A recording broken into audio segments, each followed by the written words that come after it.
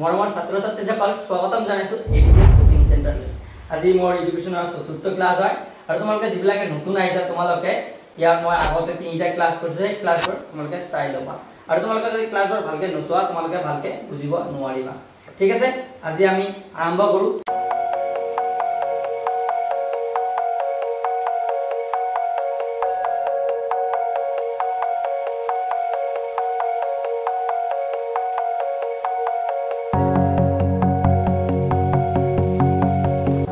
চাইয়ে পাইছা যে 1964 টু 1966 চনত কোঠাৰী আয়োগে আগবঢ়োৱা বৃত্তিমূলক শিক্ষাৰ বিষয়ে কি কৈছে?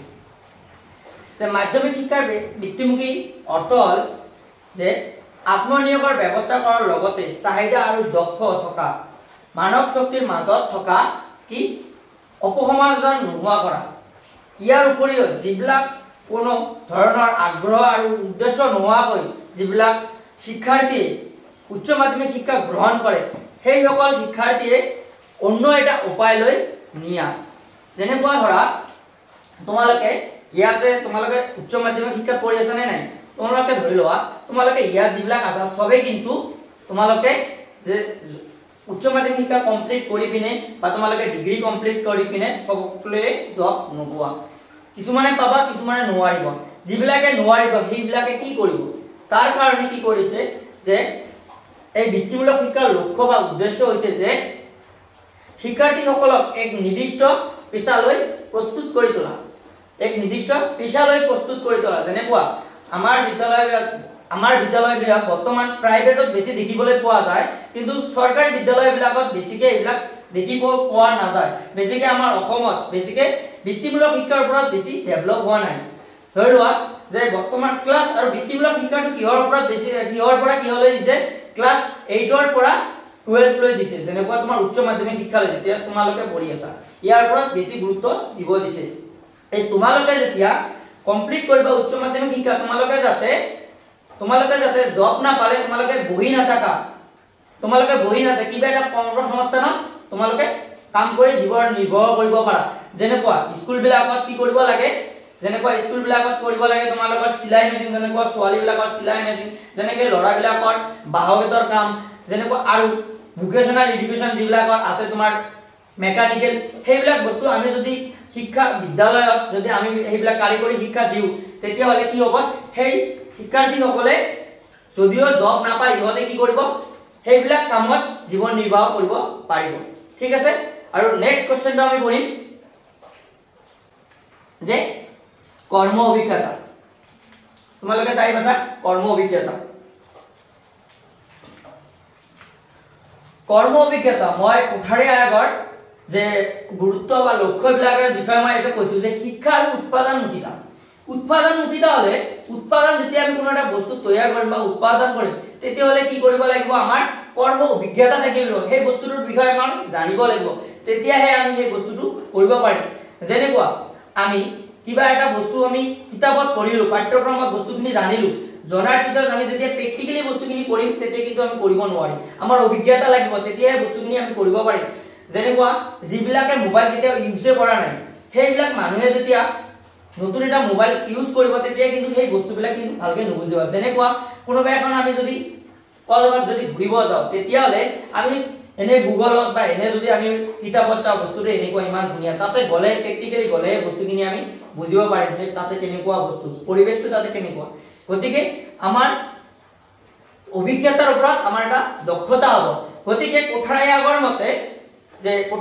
মতে অভিজ্ঞতা হৈছে গৃহ, স্কুল, কৰ্মশালা, ফাৰ্ম, ফেক্টৰী অথবা আন যিকোনো পৰিস্থিতিত অংশগ্ৰহণ কৰা কাৰ্য হৈছে কৰ্ম অভিজ্ঞতা। যেনেকুৱা তোমালোকে স্কুল পঢ়ি থকা অৱস্থাতে যিকোনো কৰ্মত বা ফাৰ্মত বা গৃহত আমি কিছুমান কাম কৰোঁ নে নাই? সেইবিলাক কাম কৰোঁতে আমাৰ কি এটা অভিজ্ঞতা হয়নে নাই? পিছত যদি সেইবিলাক কাম কৰোঁ তেতিয়াহ'লে কি হ'ব? আমি সেই কামত কিন্তু আমি বিফল নহ'ম। যেনেকুৱা আজিকালি গভৰ্ণমেণ্টে কিহৰ ওপৰত বেছি গুৰুত্ব দিছে? অভিজ্ঞতাৰ ওপৰত, কৰ্ম অভিজ্ঞতাৰ ওপৰত গুৰুত্ব দিছে। তেতিয়াহে আমাৰ দক্ষ হ'ব। আমি যিকোনো এটা ফাৰ্মত আমি যিকোনো এটা কিহত কাম কৰিলে কি হ'ব? আমাৰ কৰ্ম দক্ষতা বাঢ়িব। আজি তোমালোকে ডিগ্ৰী পাছ নকৰা কিয় তোমালোকে গুৱাহাটী যোৱা, যতে নোযোৱা কিয় তোমালোকৰ আগত কি বিচাৰিব?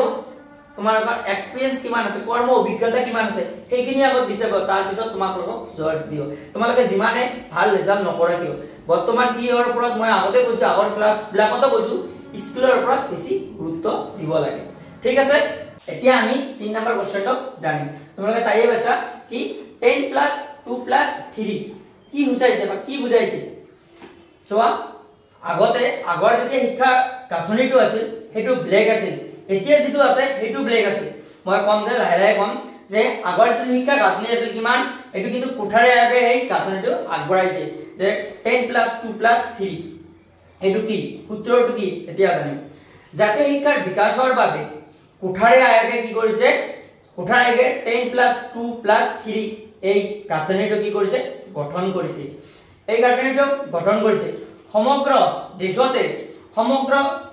দেশতে শতকৰা 25% কি কৰিছে 25% মাধ্যমিক স্কুলে উচ্চতৰ মাধ্যমিক স্তৰলৈ ৰূপান্তৰ কৰিছে সেইভাবে এই গাঁথনি কি পৰিহাৰ কৰি নতুন গাঁথনি 10 + 2 + 3 এই গাঁথনি কি কৰিছে গাঁথনি পৰামৰ্শ দিছে কোনে দিছে কোঠাৰে কিমান চনত 1964 to 1966 চনত আৰু এই গাঁথনি 10 + 2 কি হৈছে 10 + 2 হৈছে যে স্কুলীয়া শিক্ষা 1 ৰ পৰা 10 লৈ 10 ক্লাস যেটো আছে হেতু হৈছে স্কুলীয়া শিক্ষা তাৰ পিছত কি আছে 2 টো হৈছে যে মাধ্যমিক শিক্ষা প্ৰাক স্নাতক বা উচ্চ মাধ্যমিক শিক্ষা এটো কি তেনেকুৱা তোমালোকে একাদশ শ্ৰেণী দ্বাদশ শ্ৰেণী আৰু কি আছে 3 টো হৈছে তোমালোকৰ স্নাতক পৰ্যায় অথবা বা তোমাৰ প্ৰাক বিশ্ববিদ্যালয় তেনেকুৱা তোমালোকে ডিগ্ৰী কৰি আছে হেতু 3 বছৰ হেতু হৈছে 10 + 2 + 3 কিন্তু এতিয়া বৰ্তমান যেটো শিক্ষা গাঁথনি হৈছে হেতু বৰ্তমান কিন্তু চেঞ্জ হৈছে আৰু চেঞ্জ কিমান জনত হৈছে 2020 চনত হৈছে এতিয়া শিক্ষানীতিটো তোমালোকক এতিয়া তোমাৰ শিক্ষানীতিটো মই ইয়াক দেখাইছো যে কি আছে 5 বছৰ তাৰ পিছত কি আছে 3 বছৰ তাৰ পিছত 3 বছৰ তাৰ পিছত আছে 4 বছৰ তেতিয়ালে কি হ'ব 5 3 3 4 এতিয়া 5 3 3 4 তোমাৰ 1 ৰ পৰা 5 লৈ তোমালোকৰ যেটো প্ৰাথমিক স্কুল তাৰ পিছত তোমালোকে কি পাবা যে 6 ৰ পৰা তোমালোকে 9 লৈ পাবা তাৰ পিছত কি পাবা 10 ৰ পৰা তোমালোকে হাই শ্ৰেণীৰ উচ্চ শিক্ষা লৈ পাবা তাৰ পিছত কি কৰিবা তোমালোকে প্ৰাক বিশ্ববিদ্যালয় পঢ়িবা কিহৰ পৰা তোমালোকৰ যেনেকুৱা 4 বছৰ কোৰ্স তাতে কিন্তু মাস্টাৰ ডিগ্ৰীও এড কৰা আছে তোমালোকে এতিয়া কিমানত হৈছে 2020 হৈছে কিন্তু এতিয়াও ভালকে কাৰ্যকৰী কিন্তু এতিয়া হোৱা নাই সম্পূৰ্ণ লাহে লাহে কিন্তু হৈ আছে ঠিক আছে